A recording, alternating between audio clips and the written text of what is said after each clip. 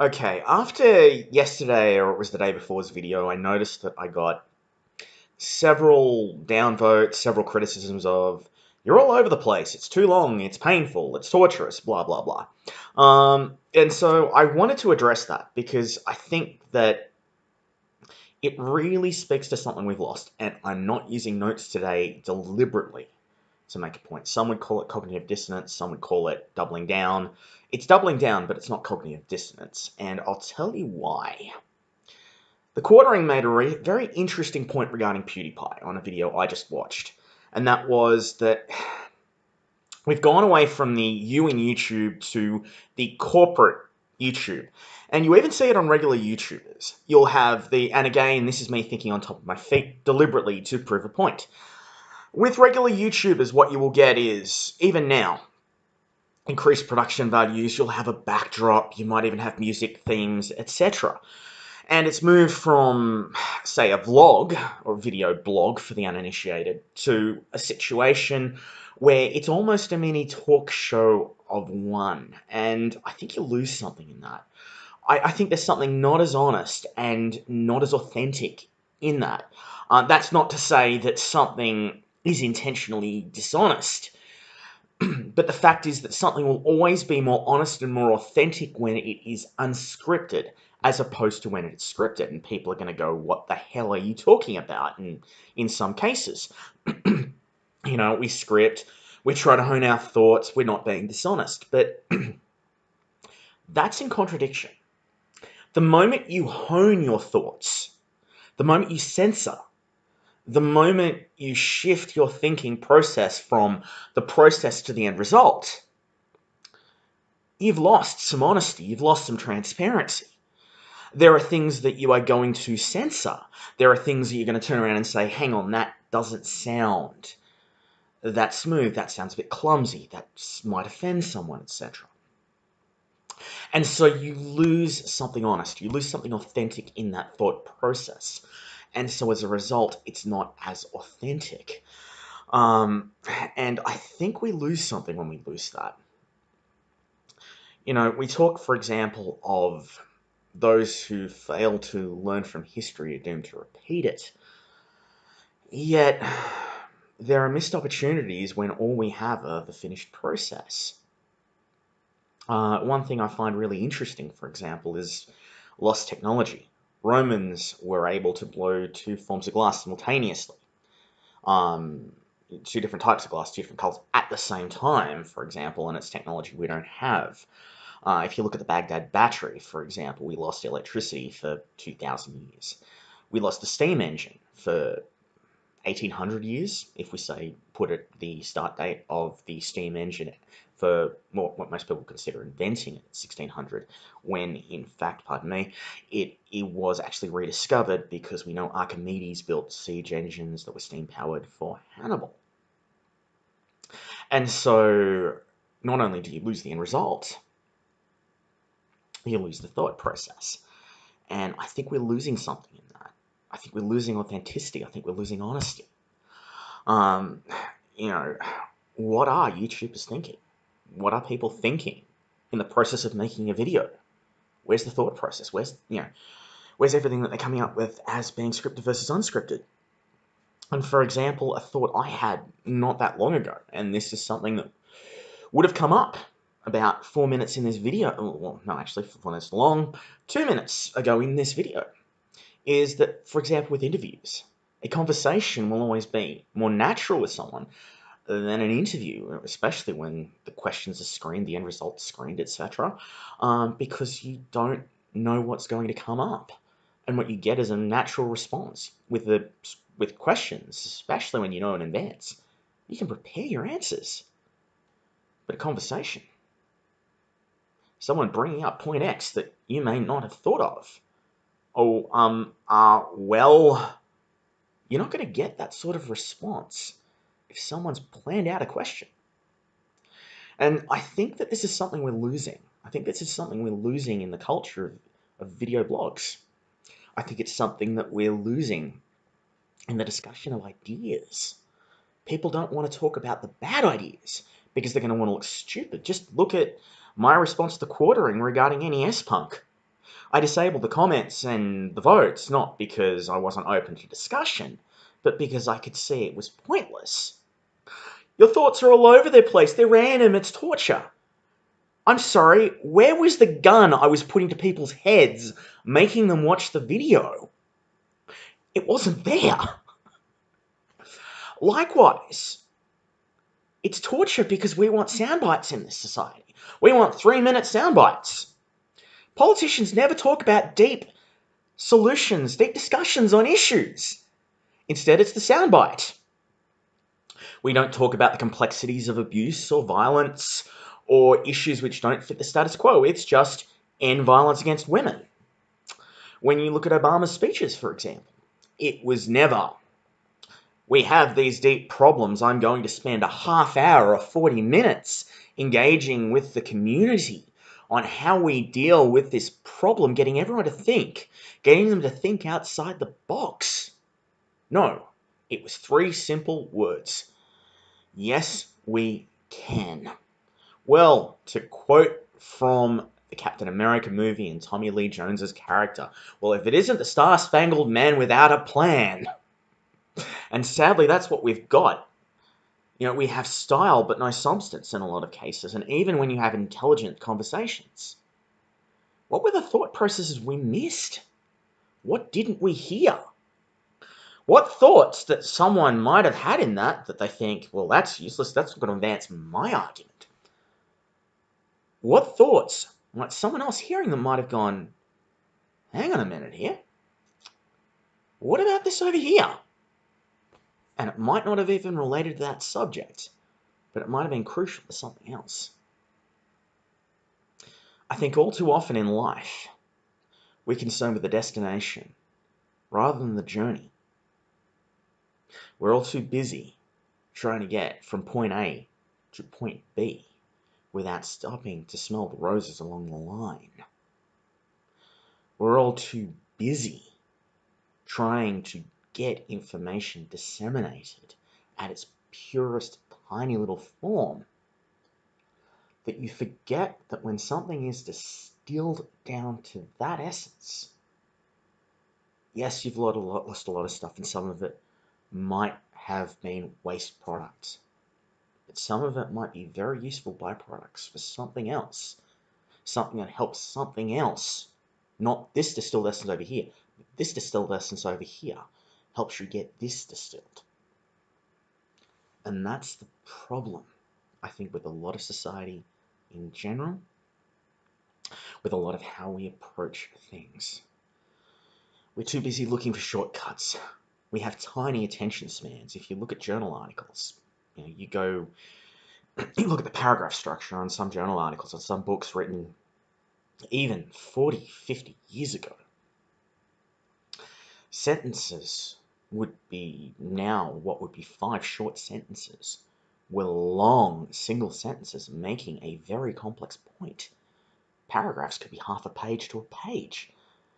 Nowadays, and I'm guilty of this sometimes when things get long to a point, you get a third of the way through a big sentence and you go, huh? Brain shutting off, can't handle it. Yet what complex ideas are we missing? What complex ideas aren't we engaging in? Because we can't process that. Because we have to have everything distilled. Okay, pardon me, sorry, itchy eye. Because we have to have it all flowing. We can't have a stream of consciousness where we'll discuss one thing 3 minutes ago, we'll get to a point, we'll go, 2 minutes down the track, hang on a minute here. What about this for this 5 minutes ago? We have to be so busy distilling it, making it a fun little soundbite, that it's not a conversation, it's not about a build-up of knowledge. It's about giving us a small, digestible soundbite, style over substance, for a tiny attention span. Rather than increasing our attention spans, rather than increasing our desire for complex solutions to complex problems, complex discussions on ideas, complex ideas for dealing with problems. Instead, we want short, simple, easy sound bites. And as I said a few minutes ago, here's a textbook example of this again, by the way.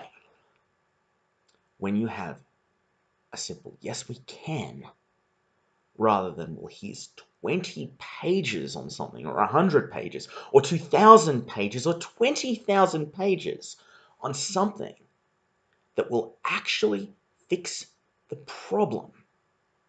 Then again, to quote that Tommy Lee Jones line from Captain America, you have the Star-Spangled Man without a plan.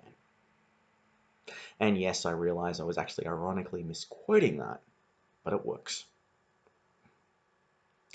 So, what I'd argue is two things out of this. Well, three things. Firstly, this is going to be my style of video. Sometimes it'll be more collected. Sometimes it will be a more genuine and honest stream of consciousness that may be a little all over the place, but gets to the point in the end. And I'll do that because I don't want that aspect of discussing ideas, of formulating ideas, of coming up with ideas to be lost. And it all too often is. The second point, no one's forcing you to watch these videos with that style of argument, that style of thinking, that style of discussion. So if you know it's like that, and you're one of the, I think I've got like a dozen subscribers at the moment or something, and you're like that, please hit the unsubscribe button. I'm not for you, and that's okay. I'm not for a lot of people. I'm very unconventional. And there are plenty of conventional thinkers. There are plenty of people that adopt the conventional status quo. By all means, go and watch them. And I wish you well. And I'm sure you will find them incredibly enjoyable. And I'm more than happy for you not to watch my videos, my ideas. I'm not going to be doing this that often. I'm not someone who's going to be pumping out videos day after day after day, turning this into a second job. It's just when I feel like I need to make a point that I can't necessarily put into a simple post and have it there intact without nuance being included, that I'm going to be there. And the third point is that I think more people need to be like this. I think we need to get away from the polish of YouTube. I think we need to stop seeing people on message boards as fictional characters, something I've thought for 20 years. The whole keyboard courage thing. What was it, the 2004 Unreal Tournament Greater Internet Fuck What theory? Regular person plus audience plus anonymity equals complete shitcock. I think it was something like that. Was the thing. It's a funny meme if you can track it down. I can't remember if it's a 2004 or 2003, but it's out there. Pardon me. But we need to connect with each other more. We need to see each other as people. We need to be dealing with the thought processes of each other more. Finding that empathy, that common ground. Someone made an interesting point. I forget who it was, but I've heard it quite a few times. That for a connected society, heavily engaged in social media, we could not be more disconnected or unsocial in recent times. So I'm not going to stop doing what I'm doing. People can thumbs down this video to the hilt, give it 1,000, 10,000 votes, etc. Leave all the comments of it's unpolished, it's torture, it's long, it's a train of thought, it's garbled, blah, blah, blah, blah, blah. Not only am I not going to stop doing that, but I encourage others to do it. Because we need more human conversations. We need more human interactions. We need more human thinking processes out there. No slickness, no snake oil. Just people, just thoughts. Just people developing their thoughts on the fly. Going, I think, what about this? What about that? What about this? Where it's not perfect. It's not polished, but it's very human. Because in the slickness of everything, in things being finished products, in celebrities being products, heck, Google has made all of us the product the moment we use a search engine. Zuckerberg's done it with Facebook. I mean, look at all those ads. I think it was interesting a while back. Something came out about Zuckerberg where Facebook was in trouble because they were using people's interests, etc., to force targeting advertising on them. We've all been turned into consumer goods. We've all been turned into packaged products, into labels.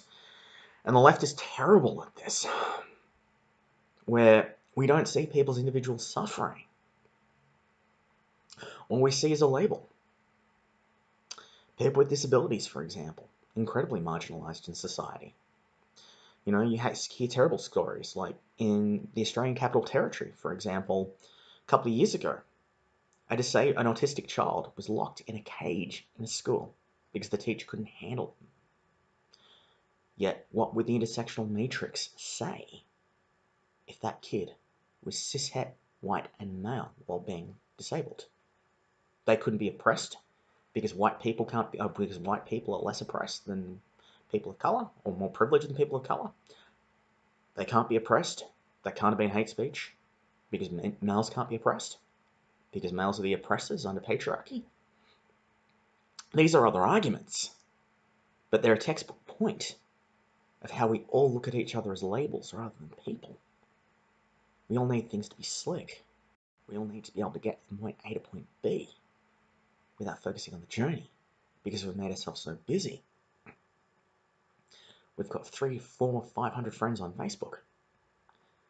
Yet how many of them would come to a birthday party or bail us out of jail in a real jam compared to, half a dozen actual friends that you connect with? People, sure, they may be Facebook friends, but you have a complete human connection with you.